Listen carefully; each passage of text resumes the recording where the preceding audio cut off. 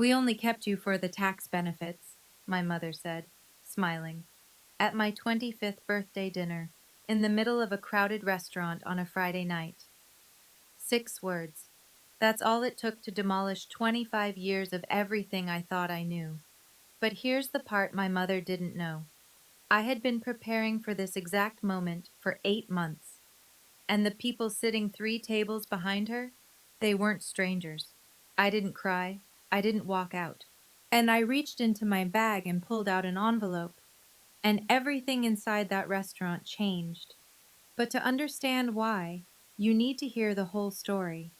Before I go on, if this story connects with you, take a second to like and subscribe, and drop your location and local time in the comments. I love knowing where you're listening from. I'm Paige. I'm 25. I live in one of those small towns where everybody knows your name and your parents' version of the truth. Now let me take you back 8 months to the night I found a folder that was never meant for my eyes. 8 months before that dinner, I'm on my hands and knees in my parents' basement sorting boxes. Lorraine, my mother, asked me to clear space for my cousin Brittany's things. Brittany's moving back to town after a breakup, and apparently the basement needs to be spotless by next week. Lorraine didn't ask nicely. She never does. And she just left a sticky note on my apartment door. Basement, Saturday, don't forget. So here I am, covered in dust, dragging cardboard boxes across a concrete floor. Most of it is old Christmas decorations and Glenn's fishing gear. But tucked behind the water heater, I find a box sealed with packing tape, Lorraine's name written across the top in faded marker. I shouldn't open it. I open it. Inside, a manila folder. And inside that folder, my entire life rearranges itself. An official adoption certificate. A birth certificate I've never seen, the original one, with the name Baby Girl Dunbar typed in the center. And underneath both of those, a receipt from a tax consultant. A single line highlighted in yellow. Adoption tax credit, $5,400. I sit on that cold basement floor for 40 minutes. Not crying, just recalculating every memory I have. Every time Lorraine reminded me how lucky I was. Every time Glenn looked away when I asked about baby photos.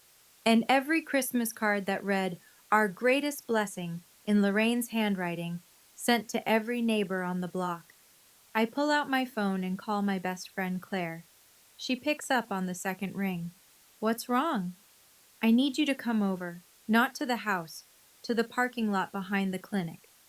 "Paige, you're scaring me. Just come." I fold the birth certificate, slide it into my jacket pocket, and put Lorraine's box back exactly where I found it. At the name Dunbar burns against my ribs the whole drive to the clinic. That name would change everything. But not yet. Claire meets me in the gravel lot behind Dr. Weller's vet clinic, still wearing her scrubs from the afternoon shift. She reads the birth certificate under the dome light of her Civic, then reads it again.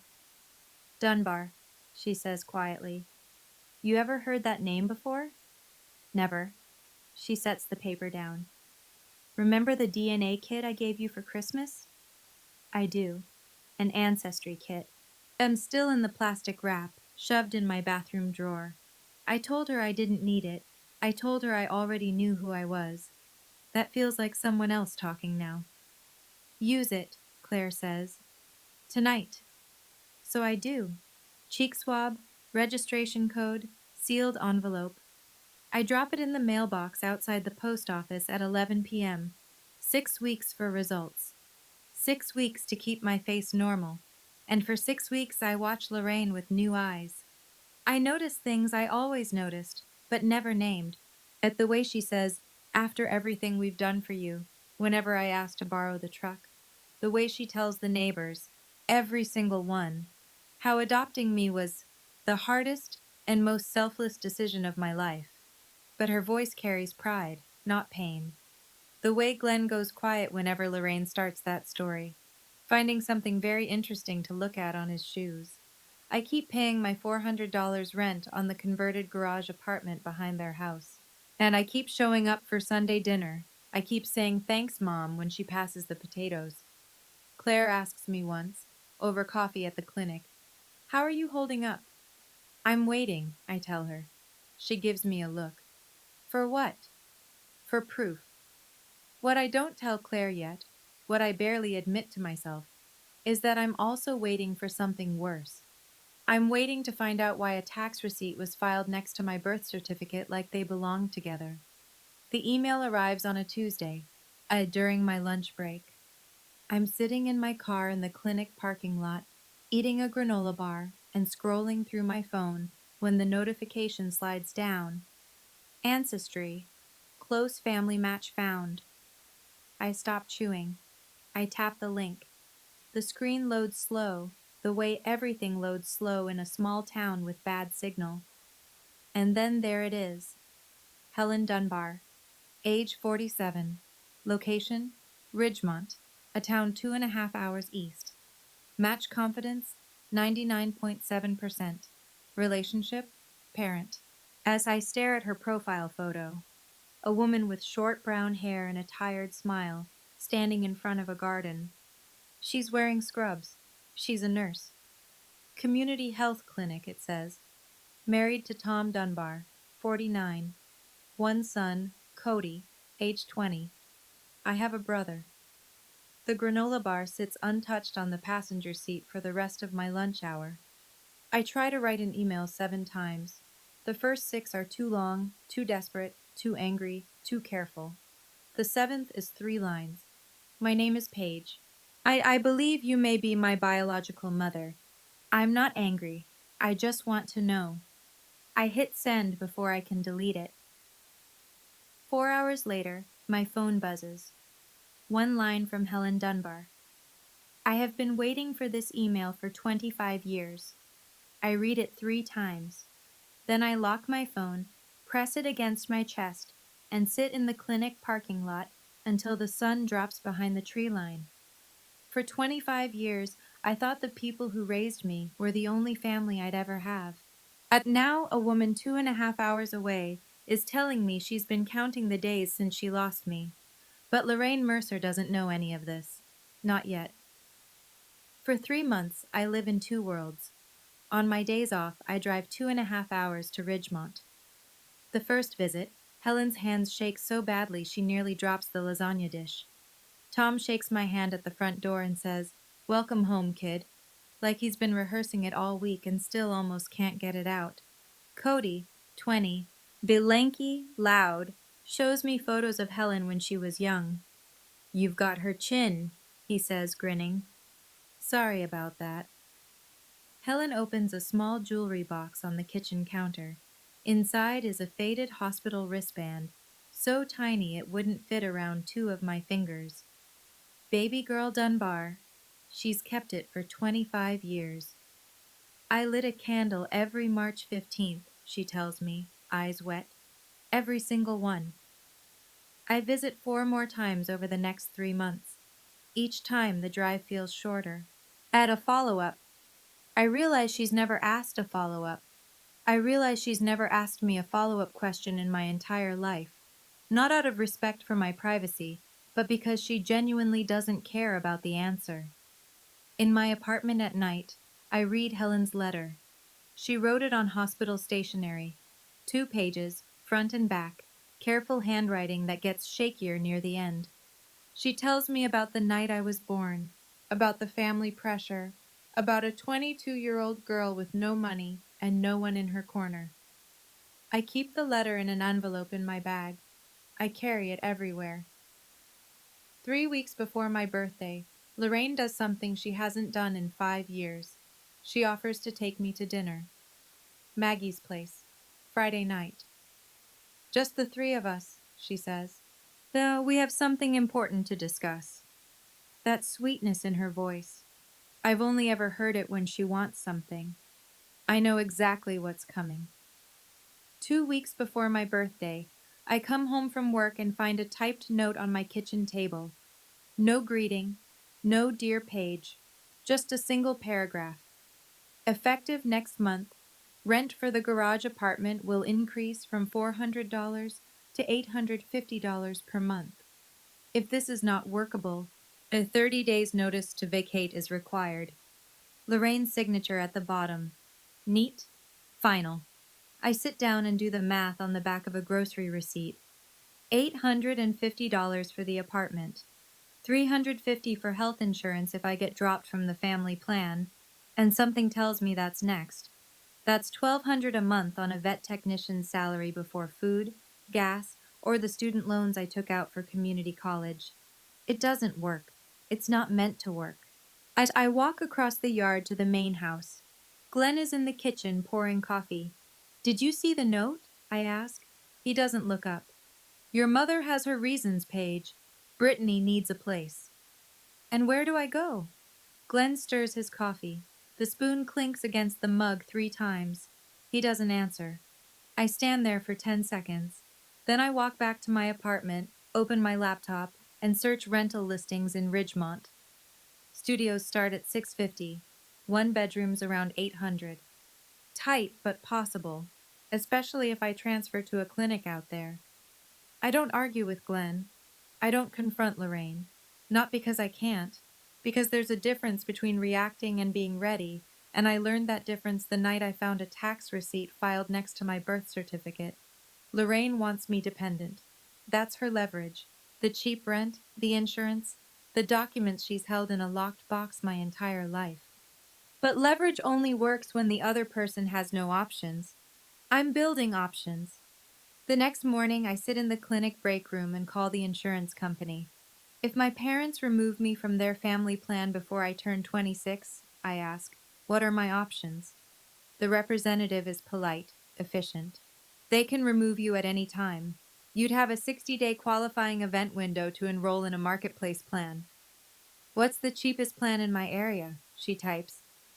For a single 25-year-old in a rural zone, roughly $300 to $400 per month. High deductible. I write the number on a napkin. $350. I can swing $350 if I cut everything else to the bone. That afternoon, Claire finds me reorganizing the medication closet, something I only do when I'm trying not to think. Why don't you just confront them now? She asks. Tell them you know. Tell them it's over. I close the cabinet door carefully. Because if I confront them before I'm ready, I lose everything at once. Housing, insurance, and the truth about who I am. I need all 3 handled before I say a word. Claire is quiet for a moment. Then, you're not waiting because you're scared, are you? No, I'm waiting because I want to be ready. Not angry, not desperate. Ready. That night, I call Helen. I tell her about the rent increase, about the insurance. With us as long as you need. Tom's already with us as long as you need. Tom's already clearing out the guest room. I'll pay rent, I say. Paige. I'm not going from one dependency to another, Helen. Let me pay my way. She's quiet for 3 seconds. You sound exactly like me at 22, stubborn as hell. I almost laugh. Almost. 4 days before my birthday, Buzz Lorraine knocks on my apartment door. She's smiling. Not her real smile. The one she saves for church potlucks and parent-teacher nights she hasn't attended in years. The performance smile. Paige, honey, Dad and I want to take you to dinner for your birthday. Maggie's place Friday night, just the 3 of us. She tilts her head. We have something important to discuss.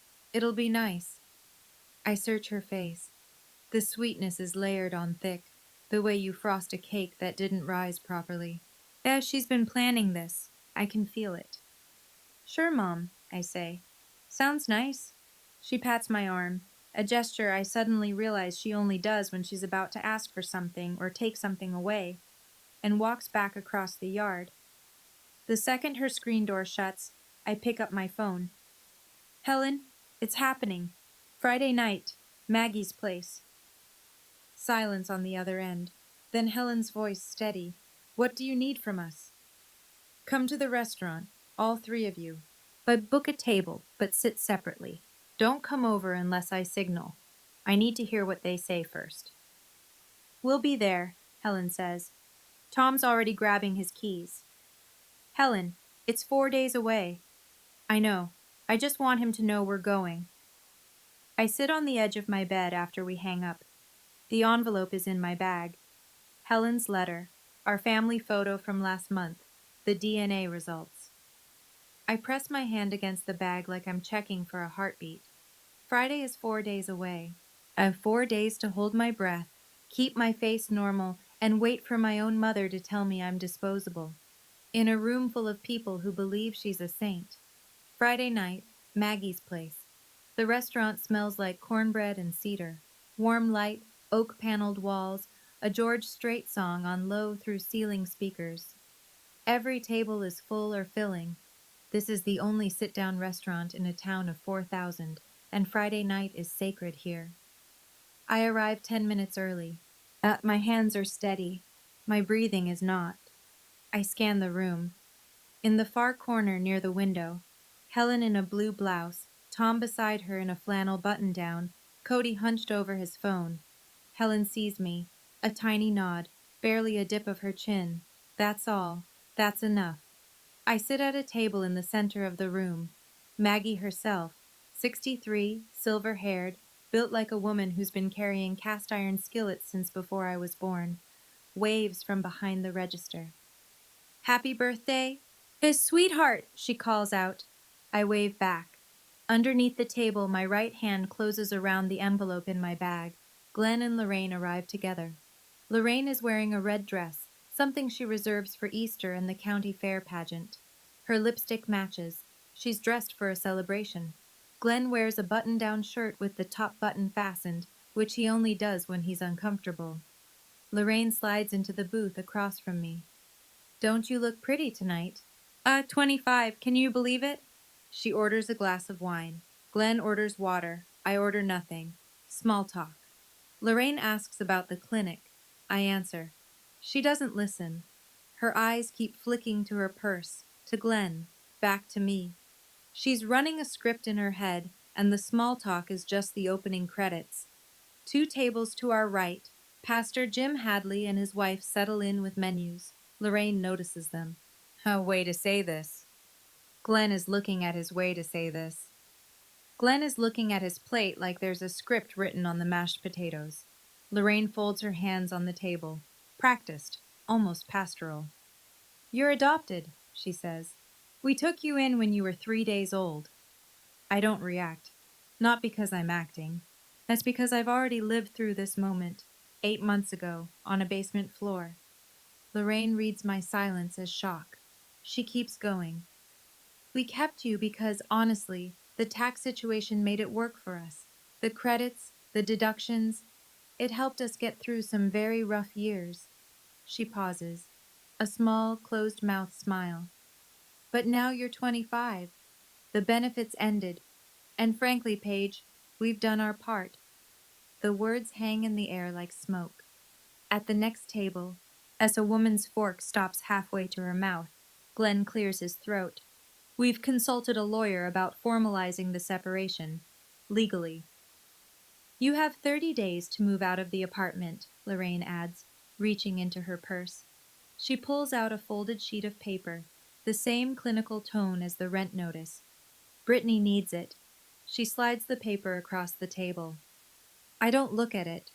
I look at Lorraine, straight into her eyes, and I hold that gaze for 5 full seconds, long enough that she shifts in her seat. Is that all? I say. The words come out quieter than I expected. Not hurt, not angry, just clear. Lorraine blinks. The smile falters. She wasn't expecting that. She was expecting tears, maybe begging. Something she could manage. Something she could pat on the head and walk away from feeling righteous. What do you mean, is that all? She says. I don't answer. Not yet. That's because the next thing I say will change everything in this room, and I need her to feel the silence first. Lorraine doesn't like silence. She never has. Silence is a space she can't control, and Lorraine Mercer needs to control every room she enters. I know this is hard, she says, leaning forward, but it's better you hear it from us than find out some other way. How generous of you, I say. Her jaw tightens. Don't get sarcastic with me. We raised you. We fed you. Oh, we gave you a roof. For $5,400 a year. The number lands. Lorraine's hand twitches against the table. She didn't expect me to know that figure. Glenn, quietly. This doesn't have to be ugly, Paige. Then why did you bring paperwork to a birthday dinner? He doesn't have an answer for that. Lorraine reaches for her purse again, pulls out a pen, and sets it beside the folded paper. Sign this tonight, she says, and we'll give you the full 30 days.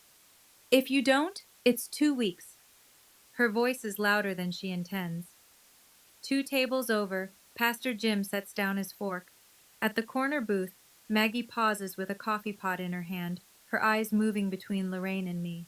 I look at the pen, then at the paper, then at Lorraine. I'm not signing anything at a dinner table, Lorraine. The name lands harder than the number did. Not Mom. Lorraine. First time in 25 years. Lorraine's mouth opens, closes. Her nostrils flare. And for just a moment, the mask comes down completely. Not sadness, not regret. Irritation. Pure, uncut irritation that I am not following the script she wrote for tonight. She was supposed to deliver the news. I was supposed to cry. She was supposed to comfort me just enough to feel noble. I was supposed to sign. I didn't. Excuse me? Lorraine's voice drops to a hiss. I am still your mother. You just told me you're not. The sentence sits between us like a wall. Then Glenn makes a sound, half cough, half groan, and shifts in his seat. Lorraine's grip on her wine glass tightens until her knuckles go white. I raised you, she says. That makes me your mother. Then why does it feel like a transaction that just expired? Lorraine's eyes dart around the restaurant. She can feel people watching. This was supposed to be contained, quiet, a tidy little handoff. But I'm not cooperating, and Lorraine Mercer cannot stand a scene she doesn't direct. Fine, she says, and her voice shifts, sharper now, the pretense of gentleness falling away. You want the truth? Your real mother was some girl from Ridgemont who couldn't even take care of... Stop. One word, low, clear. I hold up my hand, palm out, and Lorraine actually stops mid-sentence. Not because she respects me, because the look on my face is something she hasn't seen before, and it unsettles her. You don't get to talk about her, I say. Not tonight. And not ever. Her? Lorraine almost laughs. You don't even know her. I don't answer. Instead, I reach into my bag and pull out the envelope, slowly. I set it on the table between us, next to the unsigned paper and the untouched pen. Lorraine stares at it. Plain white envelope, slightly bent at the corner from months inside my bag. What is that? She says. I let the question hang. Glenn leans forward, squinting. Pastor Jim, 2 tables over, has stopped pretending not to listen. As I rest my fingertips on the envelope and wait. Because what's inside this envelope is going to dismantle every story Lorraine Mercer has ever told about herself, and I want her to feel it coming before it arrives. Lorraine can't stand the silence. She never could. Answer me, Paige. What is in that envelope? I say nothing. My fingers rest on it, waiting. And that's when Lorraine makes the mistake I knew she'd make. Because when Lorraine can't control a conversation, why, you away like yesterday's trash. At least you away like yesterday's trash. At least we took you in. At least we gave you something. The table next to us goes silent. I hear a fork hit a plate, not set down, dropped. Pastor Jim turns fully in his chair. Maggie, behind the register, puts down the coffee pot. Glenn reaches for Lorraine's arm. Lorraine, maybe... No. She shakes him off. She needs to hear this. Nobody else wanted you, Paige. She leans in, her voice carrying in that way it does when she's forgotten there are walls. Nobody. I feel the heat rise from my chest to my jaw. Not shame. Something older and sharper. Something that has been building for 8 months, waiting for exactly this line to be crossed. Because I've met Helen Dunbar. I've sat at her kitchen table. I've read her letter, the one where she describes the night she gave birth alone at 22, while her family pressured her to sign papers she didn't understand. I know who Helen is, and hearing Lorraine call her some druggie in front of 40 people is the one thing I cannot let stand. In the far corner, Helen has heard every word. Tom's hand is on her shoulder. Cody's jaw is clenched. I look at Lorraine. Are you done? I say. She straightens her dress. Yes. And I set it beside my water glass. Second, a $1 bill. I set it beside my water glass. Second, a printed DNA report, 99.7% match. I lay it flat on the table. Third, a photograph, taken last month. Me, standing between a woman and a man, all three of us squinting in the sun, smiling. Real smiles. The kind you can't fake. I set the photo in the center of the table. I facing Lorraine. Funny you should bring up my real mother, I say. Because I found her 8 months ago. Lorraine's face goes still, not shocked, frozen, like a screen that's crashed but hasn't turned off yet. Glenn pushes back from the table, his chair scraping the floor. Her name is Helen Dunbar. She's a community health nurse in Ridgemont. She's been waiting 25 years to find me. I keep my voice level, every word measured. She didn't throw me away. She was 22, and alone, and her family forced her hand. That's not the same thing as being unwanted. Lorraine looks down at the photograph. She sees me standing between two people she's never met, wearing an expression she's never seen on my face. A daughter who looks like she belongs. That's... You can't... Lorraine starts, but the words tangle. And one more thing, I say. I pause. Not for drama, because I need this next sentence to land exactly right. They're here, right now. In this restaurant. Lorraine's head snaps up. Her eyes dart across the room, past the booths, past the bar, past Pastor Jim, searching. Glenn grips the edge of the table like the floor just tilted, and in the far corner, Helen Dunbar sets down her napkin and waits for my signal. Okay, I need to pause the story here for a second because I know what some of you are thinking. Paige, why didn't you just leave months ago? Why wait for their big reveal? Fair question. Honestly? Well, part of me needed to hear it from their mouths. Not from a piece of paper in a basement, but spoken out loud with witnesses. Because that's the difference between suspecting something and knowing it. Now, what do you think Lorraine did when I said my biological family was sitting in the restaurant? Did she apologize? Did she double down? Did she try to bolt? Drop your guess in the comments. All right, back to Friday night at Maggie's. I turn toward the far corner of the restaurant. I nod once. Helen stands, then Tom, then Cody. 3 people rise from their table and begin walking across Maggie's place. Not fast, not slow, not making a scene. Just walking, the way you walk towards someone you've been looking for your whole life. Helen is in a simple blue blouse, the one she wore the first time we met. Her eyes are red, but her back is straight. Tom is a step behind, solid, quiet, his hand hovering near the small of Helen's back. Cody follows, hands in his pockets, jaw set. The restaurant notices. Conversations thin out, then stop. Silverware goes still. Even the George Strait song seems to pull back, the chorus fading to nothing as Helen crosses the room. Lorraine tracks them like a deer tracking headlights. Helen reaches our table and stands beside me. She doesn't speak. She doesn't need to. She places one hand on my shoulder, warm, steady, deliberate. The hand of someone who's been rehearsing this gesture for 25 years and still almost can't believe she gets to do it. Tom stops just behind Helen, arms at his sides. Cody flanks his mother's other side. Maggie sets down her coffee pot and folds her arms, watching. Pastor Jim has turned completely around in his chair, napkin still tucked in his collar. I look at Lorraine.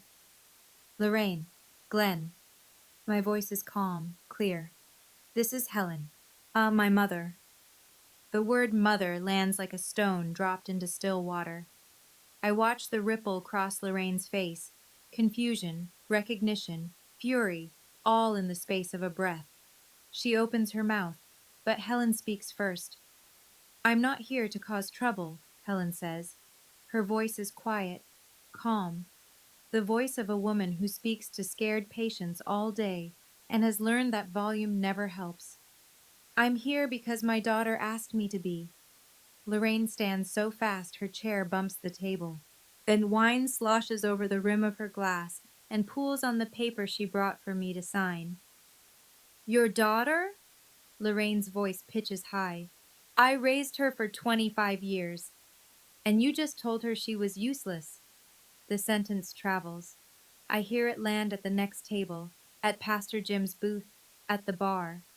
Maggie's hand rises to her mouth. Lorraine spins toward Glenn. Say something! Glenn opens his mouth, closes it. And his hands are flat on the table like he's trying to keep it from floating away. He says nothing. Lorraine turns back to me. Her eyes are wild now. Not hurt, not ashamed. Cornered. You planned this, she says. You planned this to humiliate me. No, I say. I planned this so I wouldn't be alone when you did what you did. She blinks hard. The distinction between revenge and self-protection doesn't register. It won't. Not tonight. Maybe not ever. Lorraine scans the room, and every pair of eyes she meets looks away or holds steady, but none of them offer what she's looking for. Karen from the post office, the woman Lorraine has told the selfless mother story to 100 times, is sitting 4 tables back with her hand over her mouth. She heard everything, the tax benefits, the useless, the nobody wanted you. Karen heard it all, and Lorraine can see it on her face. This is completely inappropriate, Lorraine says, but her voice has lost its edge. I was a tax write-off, too, I say. You was a tax write-off, too, I say. You didn't seem to mind then. Glenn's face collapses, not dramatically, quietly, like a wall settling after years of bad foundation. He knows I'm right. He knows it the way you know your back tire is flat. You felt it pulling for miles, and you just kept driving. Tom steps forward, not aggressively. He simply moves to stand beside Helen, one hand resting on the back of my chair. His presence fills the space Glenn left empty. We're not here for a fight, Tom says. His voice is low, calm, and carries the particular weight of a man who builds things with his hands and doesn't waste words. We're here for Paige. Glenn looks at Tom. For one long exposed moment, the two men occupy the same frame, and the comparison needs no narration. One man drove 2.5 hours to stand behind a daughter he barely knows. The other couldn't stand up to his wife across a dinner table for the one he raised. Glenn reaches for his jacket on the back of his chair. I think we should go, Lorraine. I'm not going anywhere until she apologizes, Lorraine says, but her voice is cracking at the seams. She points at me. After everything I have nothing to apologize for, I say. Lorraine stares at me. I hold her gaze. I don't blink. I don't soften. And I don't raise my voice, because I don't have to. The room is already listening. Glenn stands and walks toward the door. He doesn't take Lorraine's arm. He doesn't wait for her. For the first time in 30 years, Glenn Mercer walks away from his wife in public, and Lorraine is left standing alone. Lorraine's eyes sweep the restaurant one last time, searching for an ally. They land on Pastor Jim. Jim, her voice breaks slightly. You know me. You know what kind of mother I've been. Tell them. Pastor Jim looks at Lorraine for a long moment. His wife places a hand on his forearm. The whole restaurant holds its breath, because Jim Hadley has stood at that pulpit for 19 years, and when he speaks, this town listens. I think maybe this is a conversation you need to have with God and with your daughter, Lorraine, he says gently. Not with me. No judgment in his voice, no harshness. Somehow that makes it worse. Lorraine's face does something I've never seen before. It crumples. not into sadness, into the realization that the story she's been telling for 25 years has just ended, and every person in this room watched it happen. She grabs her purse, doesn't pick up the unsigned paper, doesn't take the pen, doesn't look at me. She walks to the door, heels clicking on the hardwood floor. It's the loudest sound in the restaurant. Glenn is waiting by the exit. Before he follows Lorraine out, he turns back. His mouth opens. I think he's about to say something. An apology, maybe. An explanation. A goodbye. But nothing comes. He looks at me, then at Helen's hand on my shoulder, and he closes his mouth. Nods once, slow and small, like a man acknowledging something he should have acknowledged years ago. The front door swings shut behind them. A bell jingles overhead. The restaurant exhales. I look down at the table. Lorraine's wine glass still half full. The paper, soaked and unsigned. The pen, uncapped and useless. And beside them, my photo, my letter, and the truth she couldn't outrun. The noise comes back in layers. A murmur at the booth near the window. A fork scraping a plate. The kitchen door swinging open, swinging shut. George Strait picks back up mid-verse, and life at Maggie's place begins to reassemble itself around the empty chair where Lorraine Mercer sat. Helen slides into that chair. Tom takes the one beside her. Cody drags a chair from the next table and wedges it in at the end, his long legs bumping the table leg. Nobody speaks for a few seconds. Helen is holding my hand. Her fingers are cold. She's been gripping the armrest at her own table for the last 20 minutes. But her hold is firm. She's not letting go. Then her eyes fill. Not the polite dabbing at the corners kind. The real kind. 25 years of not knowing, not holding, not being there. All of it rising at once. I'm sorry I wasn't there sooner, she whispers. I squeeze her hand. You're here now. That's what matters. Tom clears his throat. His eyes are red too, but he's the kind of man who'll hold that in until he's alone in his truck later tonight.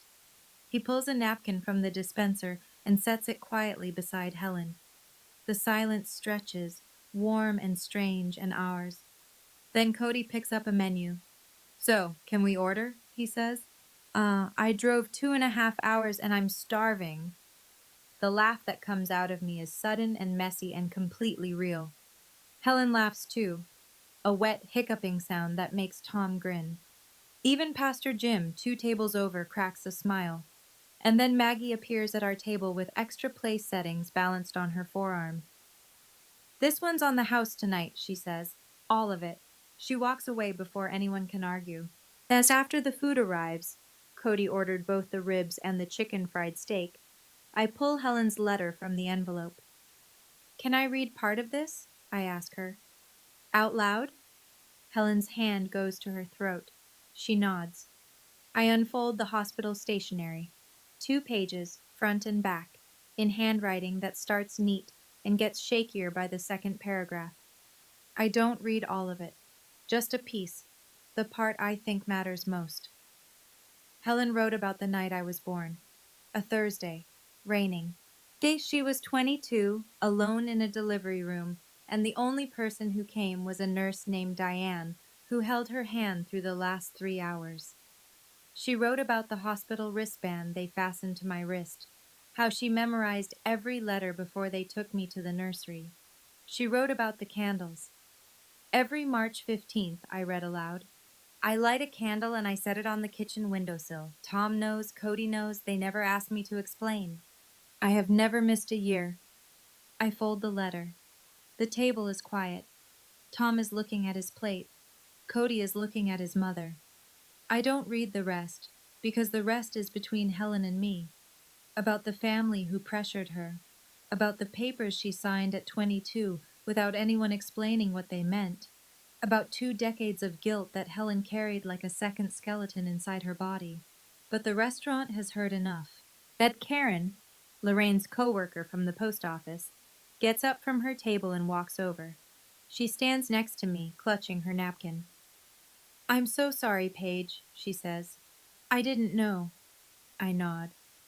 Thank you, Karen. She goes back to her seat. I watch her pull out her phone and begin typing. By morning, every person in this town will know. The photograph is still lying in the center of the table, beside the pool of Lorraine's spilled wine. Maggie comes by to clear the wet paper and the pen Lorraine left behind. She pauses when she sees the photo, picks it up carefully, tilts it toward the light. Is this your family, honey? She asks.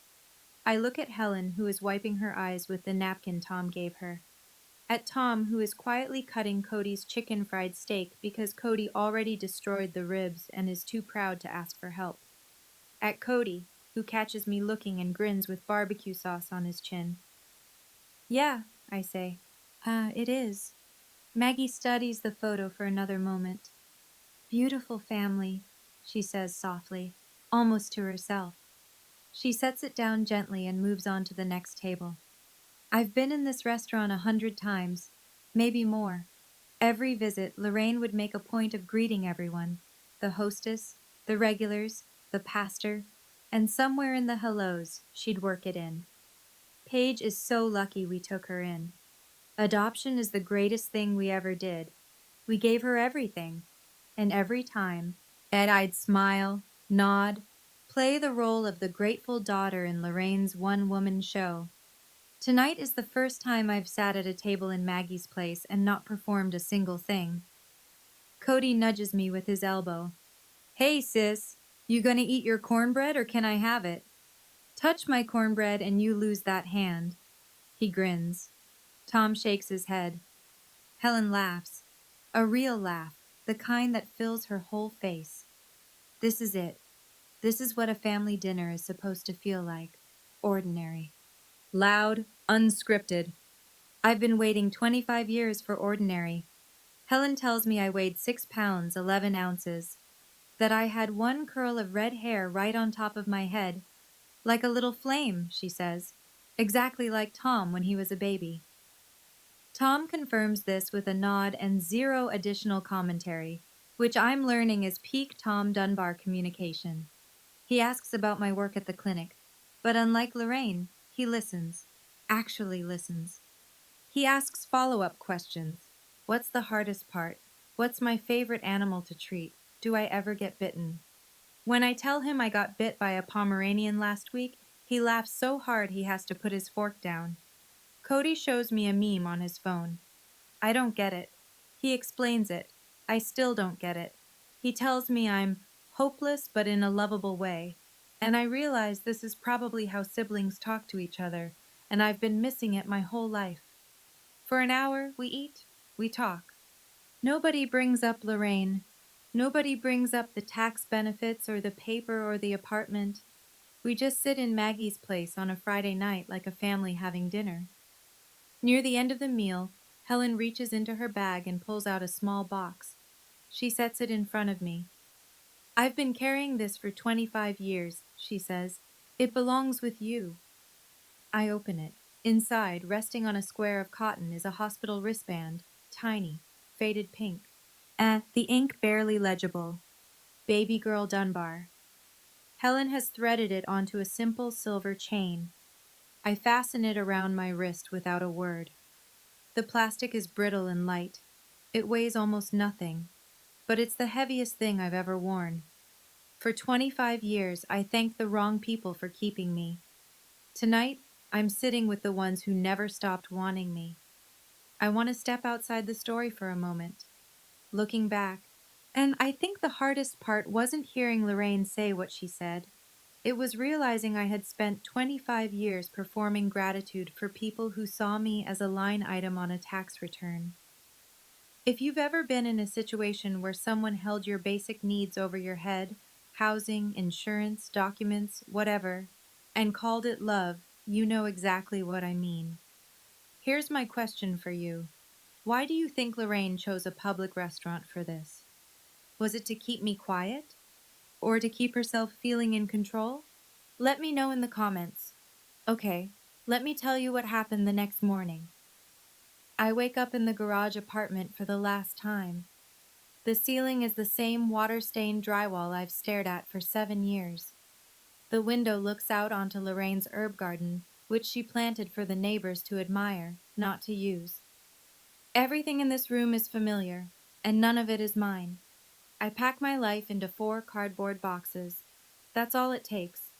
Clothes, the books, the photo of Helen and Tom, my vet tech certifications, a coffee mug Claire gave me that says, "I'd rather be covered in dog hair."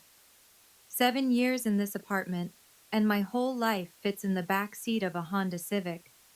Claire comes over at 8. She doesn't ask questions. She just starts carrying boxes.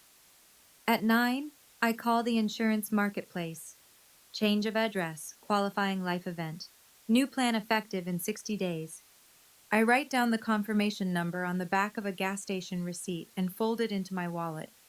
At 9:30, I walk across the yard to the main house. The lights are off. Lorraine's car is in the driveway, but the curtains are drawn. She's in there, but she doesn't want to see me, and I don't need to see her. I leave the apartment key on the kitchen counter. Next to it, I place the move-out paper, signed, Bet with one line written beneath my signature in blue ink. You don't need 30 days. I'm done today. No letter, no speech, no final scene. Claire and I pull out of the driveway at 10. I don't look in the rearview mirror for the first 3 miles. Then I do. The house is small and getting smaller. I don't cry when I leave.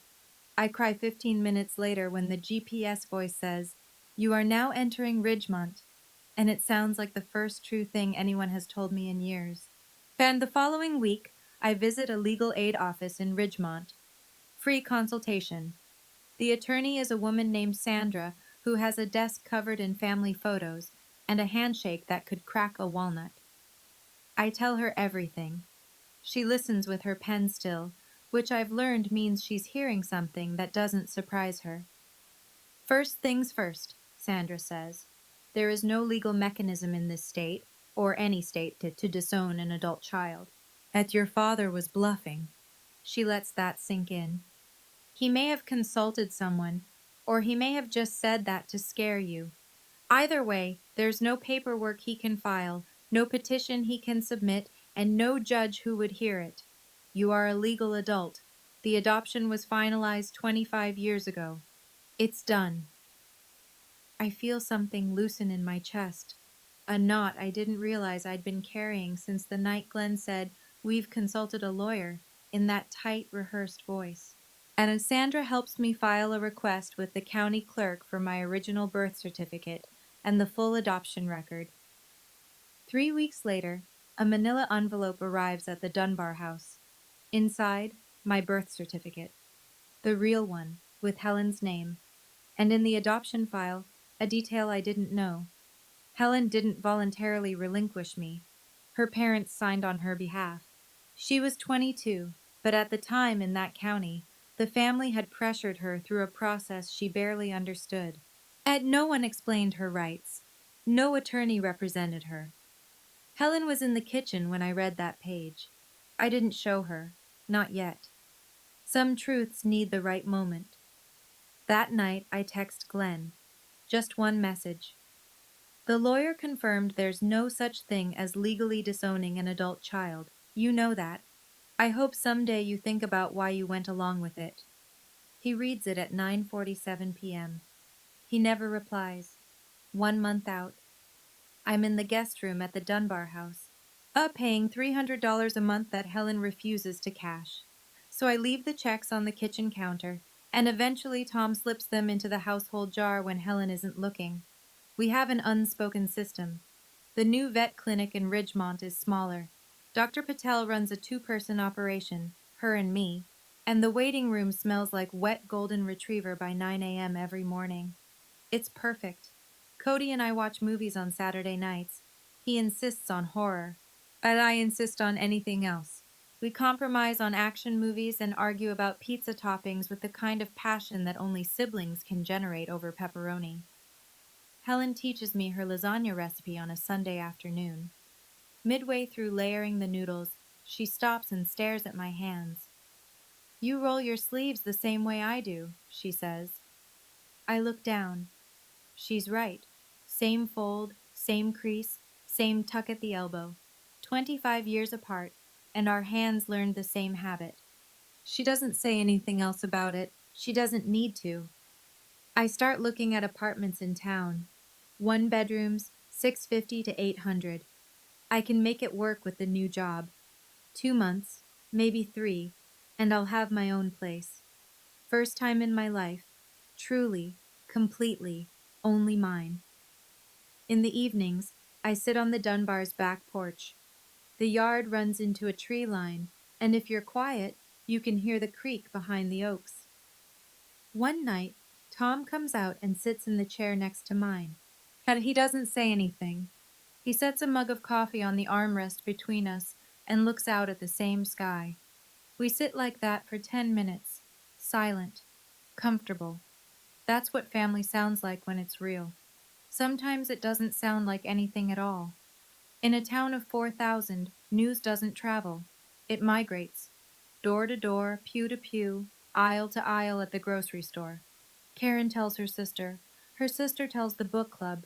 The book club tells the PTA. Within 48 hours, and every living room in town has heard some version of what happened at Maggie's place. Sunday morning, Lorraine walks into church. The pews around her usual spot are emptier than normal. Not dramatically, just enough. One family shifted left. Another arrived early and sat further back. Small adjustments, polite distances, the way a small town says we know without saying a word. Pastor Jim's sermon that morning is about stewardship. He doesn't mention Lorraine by name. He doesn't need to. There's a difference, he says from the pulpit, between raising a child and owning one. Lorraine doesn't come back the following Sunday. On Monday, she posts on Facebook. A single line. Sometimes being a parent means making the hardest decisions for your children's own good. She gets 3 likes, 47 comments, and not the kind she wanted. What decisions, Lorraine? We heard what happened at Maggie's. Is it true about the tax credits? She deletes the post within 2 hours. Claire tells me all of this over the phone, piece by piece, like a weather report from a town I no longer live in. They voted her off the church bazaar committee, Claire says one evening. Who told you? Maggie. She heard it from Jim's wife. I nod, even though Claire can't see me. I don't feel victorious. I don't feel vindicated. I feel something quieter than that, like watching a house you built burn down and realizing it was never structurally sound to begin with. That's not my problem anymore, I say. And I mean it. 3 weeks later, Glenn calls. I almost don't pick up. I'm in the middle of weighing a beagle who will not stop squirming. But something makes me set the dog down and step into the hallway. Paige? His voice sounds like he hasn't slept in a week. I didn't want it to go like that. How did you want it to go, Glenn? Silence. I hear him breathing. You'd understand. We were broke when you'd understand. We were broke when we got you.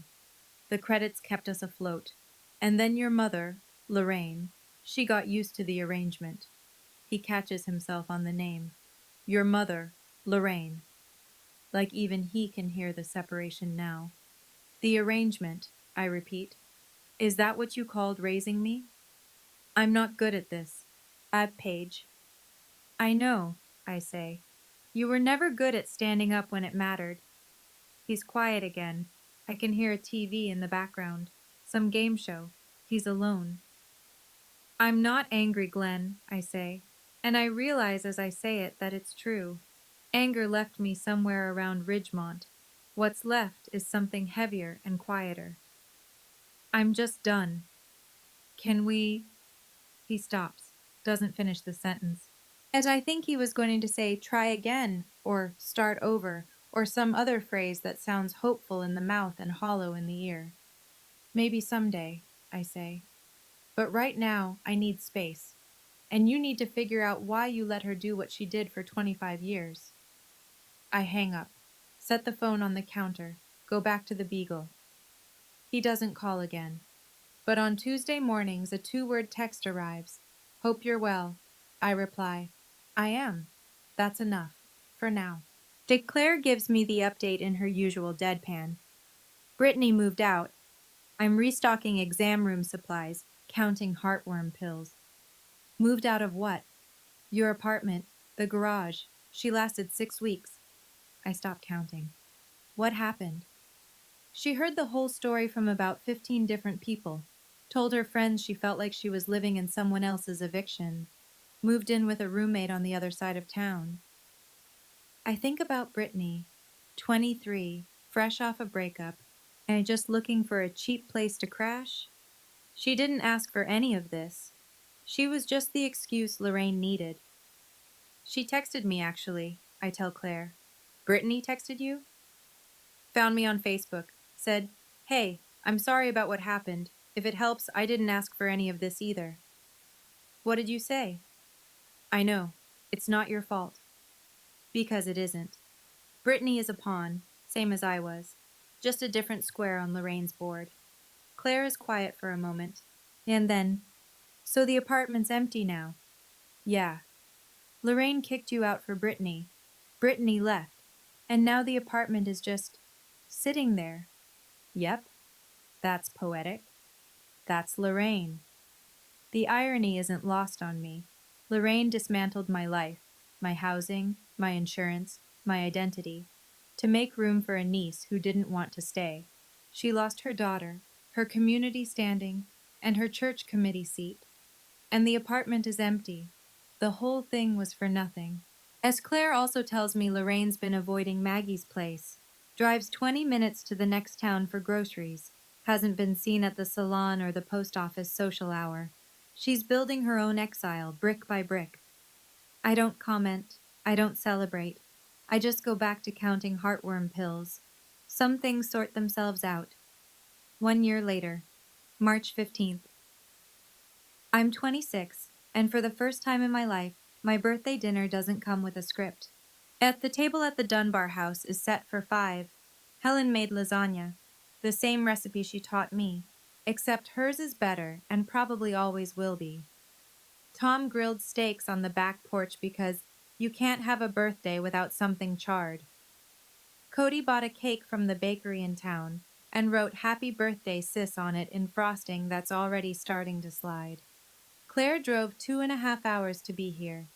She walks in with a bottle of wine and a card that reads, to the only coworker I'd commit a felony for." No envelope on this table. No unsigned papers. No pen. No exit strategy disguised as a celebration. Helen brings out the cake with 26 candles. The kitchen fills with light. "This is the first time I get to do this in person," she says, and her voice catches on the last word. I close my eyes over the candles. I don't make a wish. Everything I need is already sitting at this table, loud, imperfect, and here. I blow them out. Cody claps. Tom reaches over and squeezes my shoulder. Claire raises her wine glass. Helen cries a little, which makes me cry a little, which makes Cody roll his eyes and say, "Here we go," which makes everyone laugh. On my wrist, the hospital bracelet on its silver chain, faded pink plastic, barely legible ink. I wear it every day, not as a reminder of what I lost, as proof of what I found. I have my own apartment now, $650 a month, second floor, with a window that faces the tree line. And I pay every bill myself. Marketplace insurance, my name on every document, nobody's tax benefit, nobody's arrangement, just Paige. So here's what I want to leave you with. Not advice. I'm 26. I'm in no position to give advice. Just what I've learned. Lorraine didn't destroy me that night at Maggie's. She freed me. She just didn't know it. I don't hate her. Hate takes energy I'd rather spend on the people who actually want me around. And honestly, hating Lorraine would mean she still occupies space in my life, and I've spent 25 years giving her space she didn't earn. Glenn texts me sometimes, short messages, always on Tuesday mornings. "Hope you're well." I reply, "I am." 2 words, but I mean them. Maybe someday we'll have a longer conversation. Maybe we won't. That door isn't locked. It's just closed, and I get to decide when it opens. Helen and I are still learning each other. She apologizes too much for missing my first word, my first day of school, my first everything. I tell her to stop. She cries. I get awkward. We're both figuring it out. That's okay. Real families aren't perfect. They're present. Tom taught me how to change a tire last month. I'm 26. I should have learned at 16, but the man who was supposed to teach me was too busy not making waves. Cody still sends me memes I don't understand. I pretend to get them. He knows I'm pretending. It's our thing. And here's the part I want you to hear. Whoever you are, wherever you're listening, if someone holds your basic needs hostage, housing, insurance, documents, access, and calls it love, that's not love. That's leverage. And you don't owe gratitude for leverage. I didn't get revenge that night at Maggie's place. I got clarity. And clarity, it turns out, is louder than any speech I could have given. Tonight, I'm sitting in my apartment in Ridgemont, the one with the window that faces the trees. The dishes from dinner are still in the sink. Claire left an hour ago. Cody texted me a birthday meme. I don't get it, but I sent a laughing emoji anyway. On my kitchen windowsill, I set a candle, just a simple white taper in a glass holder, the kind you buy for $2 at the hardware store. I light it. For 25 years, Helen lit a candle on this date. Every March 15th, a small flame on her kitchen windowsill, marking the birthday of a daughter she couldn't hold. Tom knew. Cody knew. They never asked her to explain. It was just what she did.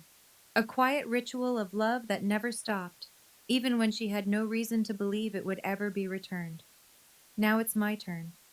But I'm not lighting this candle for loss. I'm lighting it for the start of something. For the first birthday I celebrated without performing gratitude. For the first year I've lived on ground that nobody can pull out from under me. For Helen, who waited. For Tom, who showed up. For Cody, who called me sis before I was ready to hear it, and kept saying it until I was. I look at the candle, at the hospital bracelet on my wrist, at the photo on my bookshelf, the one from last month, all 5 of us crammed onto the Dunbar's back porch, nobody looking at the camera, everyone laughing at something Cody said. I spent 25 years being someone's tax benefit. Now I'm just someone's daughter. And that's more than enough. The flame flickers once, then holds steady. So do I. That's my story. Thank you for staying until the end. It means more than you know. If this hit close to home, or if you've ever been in a situation where someone used your needs against you and called it love, I'd love to hear about it in the comments. You don't have to share names, just the moment you realized enough was enough. And if you want more stories like this, there's one in the description that I think you'll really connect with. Hit subscribe so you don't miss it. I'll see you in the next one.